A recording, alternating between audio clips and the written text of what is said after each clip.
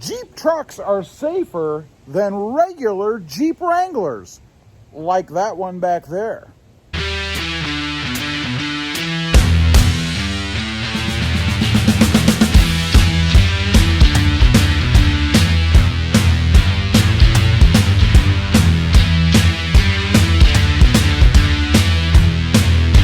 Good morning, everybody. How are you today? Pretty good here, and that's right. I assert that Jeep trucks are safer than regular Jeep Wranglers.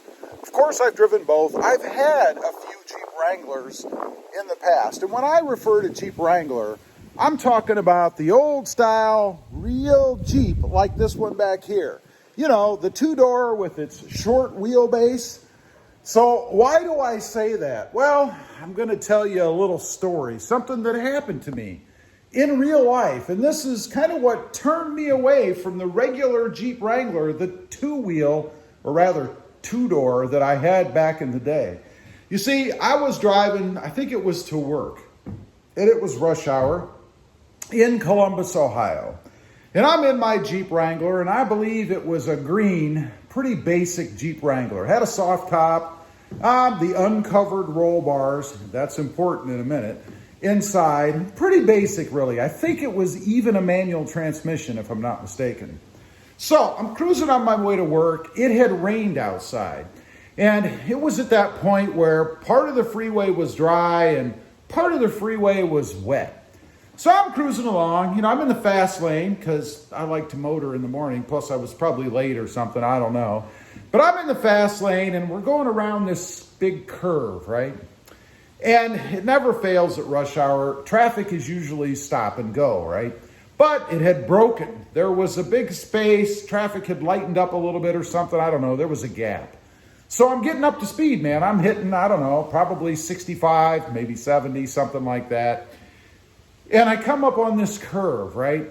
And it was at the point where, I mean, you could see if you were really paying attention, but you really kind of had to look. Otherwise, as you're going around the turn, you can't really see up the road.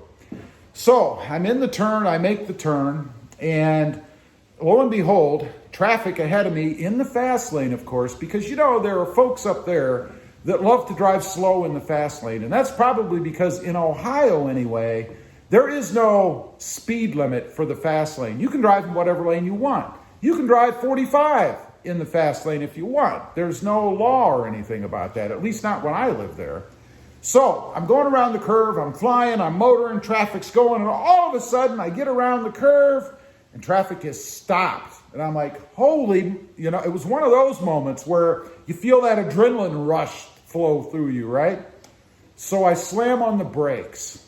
And apparently when I hit the brakes, I was in a wet part because the Jeep started to slide. Remember, the wheels turned a little bit because I'm going around the curve. So I was in the wet spot and I start sliding and then I hit the dry spot. And let me tell you, those tires grabbed and my Jeep actually went up. It went up on the side. Now, I don't know if just the rear went up or if both sides went up. It felt like both sides went up to me, but it went up. And you know, the center of gravity in the Jeep, at least the old style Wrangler, you know, the two-door, it's high, right? So it has a higher center of gravity. They're more prone to rolling. And I can tell you from firsthand experience, that's true. Now, I did not roll it. Let me clarify that right away. I didn't roll the Jeep. But I did go up, and I'm pretty sure it was over on my left on two tires. So I go up, right? So now my body is going the way of the Jeep at probably, of course, I started to slow down. I slammed on the brakes. So I'm probably down to about 60 or 55, maybe even 45 at this point. But that's still going pretty fast when you're starting to lose it, right? So it grabs. I go up on two wheels. I go this way. Now, it's got to come back, right? You've got it's one of two things that's going to happen. It's either going to keep going over or it's going to snap back. And I'm sure I tried to compensate for it because I was used to driving in snow and on, you know, slippery roads and things like that. So I automatically kind of compensate, right? So I'm on one side, and this all happened in a split second. Don't let me give you the wrong idea that a lot of time passed. It didn't. This is like this. So I'm up on one side, it snaps back down. Well, my body is still going this way, right? The Jeep is now coming this way. Slam my head on the roll bar, man, it hurt. Because that roll bar is right beside you, right? And keep in mind, mine was not padded, it was just steel. They had steel in them back then. So it flips back down, my head slams the roll bar, and of course, at the same time, I'm now going the other way, right? So I do this, this, and this. So I slam the roll bar, I'm back down this way, and fortunately, everything worked out okay. It kind of straightened itself out after that. But man, there was a screech on the tires when I hit that dry pavement, and it was very nerve-wracking, to say the least. I was shaken, I'll admit it. I couldn't believe that happened. And like I said, I hit hard. Now, did I have a concussion or anything? You know, who knows? I mean, you don't go to the doctor unless your arm's falling off or something, right? At least I didn't. I still don't. But I don't know what happened other than it slammed the side of my head hard enough that it gave me a little bit of a headache.